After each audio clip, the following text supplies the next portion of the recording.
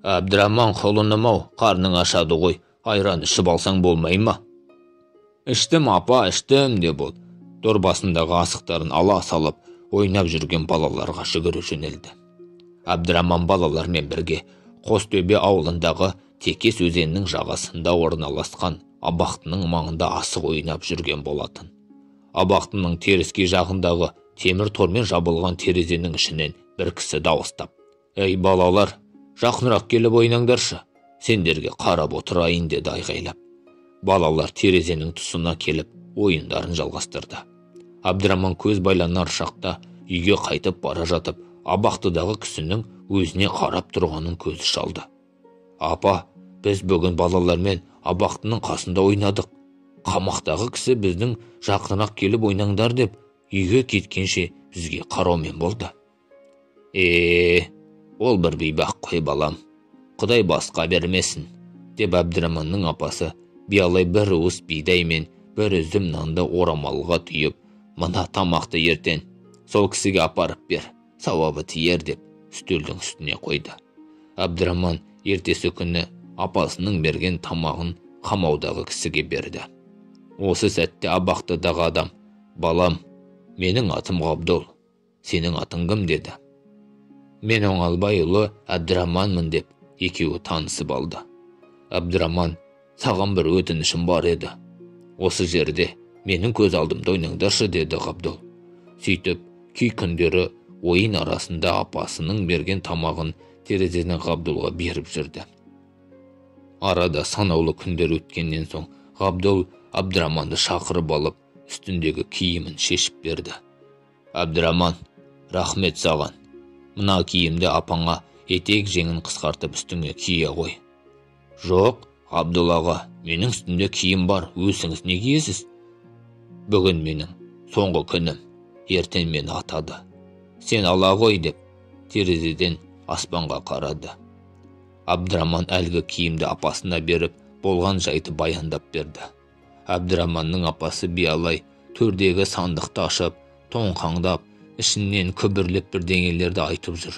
Үйдегі барлық сырға, сақина, сөлкебайларын жинақтап: «Ертең қамақтағы кісіні атуға алып баратын солдатқа осыларды бер. Бейбақты аман алып қалуға тырыс», дейді. Таң қызарып атқан уақытта Әбдіраман абақтының жанына келсе, Ғабдол жоқ екен. Жан жағына қараса, алыс дөңнің үстінде бір солдат Ғабдолды дамбалшаң қолын байлап айдап әкетіп барады екен. Артынан жүгіре қуып жетті. «Аға, апам сізге мына бұйымдарды беріп жіберді. Міне, алыңыз, бұл кісіні атпай қойыңызшы». «Балақай, мен де адамның қанын мойныма жүктегім келмейді. Менде басқа амал жоқ. Егер мен атпасам, ертең мені атады». Сонда Ғабдол жан ұшыра сөйлеп: «Мені аман жіберсең, мен дәл қазір шекара асып Қытайға қашып кетемін. Адам баласын көзіне көрінбей тірі екенімді ешкім білмейтін болады», деді. Сәл ойланған солдат мылтығын аспанға атты да кері қайтты.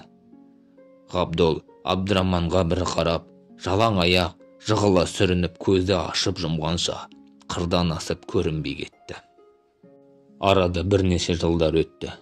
Дүйім жұртқа дүрбелең салған оқиғада ұмытыла бастады. 1930 жылдары қазақ даласында аштық басталды. Ел жұрт шыдамай Қытайға қарай үдере көшті. Сол көштің ішінде Әбдіраманның отбасы да болды. Ол кезде Қытай жерінде де жағдай тұрақсыз еді. Күндердің күнінде Қытайда ер азаматтары жаппай әскерге алу басталды. Қара жұмысқа тартып, соғысқа аттандырып жатты. Сол тізімнің ішінде Әбдіраман да бар болатын. Салы суға кеткен Әбдіраман бұл қиындықтан қалай шығуды білмей екі ойдың жетегінде келетін. Бір кезде жігіттің қасынан жорға ат мінген, қырым етік киген, ақ сақалды, екі иығына екі кісі мінгендей, тұлғасы таудай, қарны ер тоқымнан асқан бір бай кісі өте шығады. Байдың атына қызығып, Әбдіраман артына бұрылып қараса, бай да артына қарап барады екен.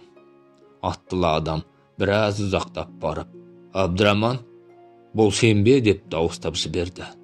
Жігіт атты адамға қарап, «Я, мен» деп таңданып жауап берді. Әлгі бай аттың үстінен домалап түсіп, Әбдіраманның аяғынан құшақтап, еңкілдеп жылайды. «Мен ғой, мен Қостөбеде абақтыда отырып, ойындарыңды көретін ағаң, Ғабдолмын ғой» деп, екеуі күн батқанша әңгімелесті. Әбдіраман да басына түскен қайғысын айтып мұңын шақты.